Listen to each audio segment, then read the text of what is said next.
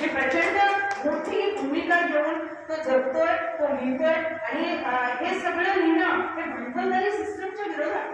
तुमचं शोषण कोण करतंय? तुम्हाला का रंग देण्याचं काम का करावं लागतं? हे उपाशी का राहते? लेकीला तुम्ही खेळणी का आणून देत नाही? तुम्ही बाजारातून उसातून घरी येताना आपल्या लेकीला खेळणी काय आणून का देऊ शकत नाही? ती का त्या घोड्यावर खेळत नाही? हे सगळं तुमचं शोषण कोण करते? हा जो कवी आहे, हा जो श्रमिकांचं भूमिका मांडणारा कवी आहे, या कवीला आता नुसतं सिस्टमने तुमचं काय शोषण केलं त्याचं चित्रण करण्यात थांबणं आता बंद करावं. की ठीक आहे, बघूया तुमचं शोषण कसं कसं होतंय, तुमचं दुःख कसं निर्माण झालंय, आईच्या वाट्याला दुःख कसं आलं, उलट्या कळीचं घर सुताराच्या चुकीनं तुमच्याकडे आलं असेल, पण तुमच्याच घराचं का उलटी कळी आहे?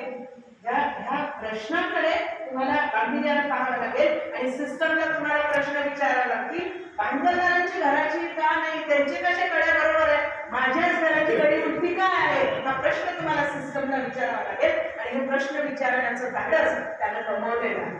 मी पाहते इतक्या वर्षाचा त्याचा प्रवास मी पाहते आणि ज्याच्या किती फेमस आला असता हा कविता संग्रह फेमस आला असता. इतक्या ताकदीचा कवी आहे, आपण सगळे इथे बसून ऐकतोय, अनुभवतोय. कवितेचे सच्चेपणा आपण सगळ्यांनी अनुभवले. त्याला मध्यस्थाची गरज नाहीये.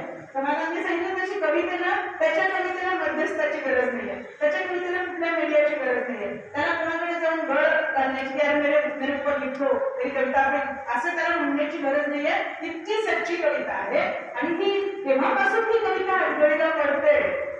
याच्यामध्ये एक साहित्यिक राजकारण असतं, याच्यामध्ये एक साहित्यिक राजकारण निश्चितपणानं आहे आणि याच्या पुढे त्याचा सुद्धा गांभीर्याने तो विचार करेल आणि त्या सिस्टमला सुद्धा प्रश्न विचारेल असं मला त्याच्याकडनं निश्चितपणानं मला आशा वाटते. कारण की काय हे सगळं सातत्याने म्हणजे हा अण्णाभाऊ साठेंच्या त्यांनी जे सांगितलंय ना, पृथ्वी तोडून धरणारा माणूस, तो तोडून धरणारा माणूस आहे हा. मी असं पाहते याची कविता असताना तुम्ही ऐकलं, तुम्हाला कुठं वाटलं का कुठल्या शिक्षणामध्ये काही कमी असणारा माणूस आहे, भाषेवर कमी प्रभुत्व असणारा माणूस आहे असं वाटलं का तुम्हाला? कमांड असलेला माणूस आपली सुद्धा नाहीये कमांड, तर इतकी कमांड असलेला माणूस आहे, त्याला शाळेची गरजच नाहीये. सिस्टमनं तुझ्याकडे पाठ उभी करून शाळा उभी केली आहे, शाळेचं तोंड नीट करण्याची जबाबदारी आता समितीवर आहे. You have that courage, you have that guts, then you have to do that. ती शाळेची दारू उघडी केली पाहिजे.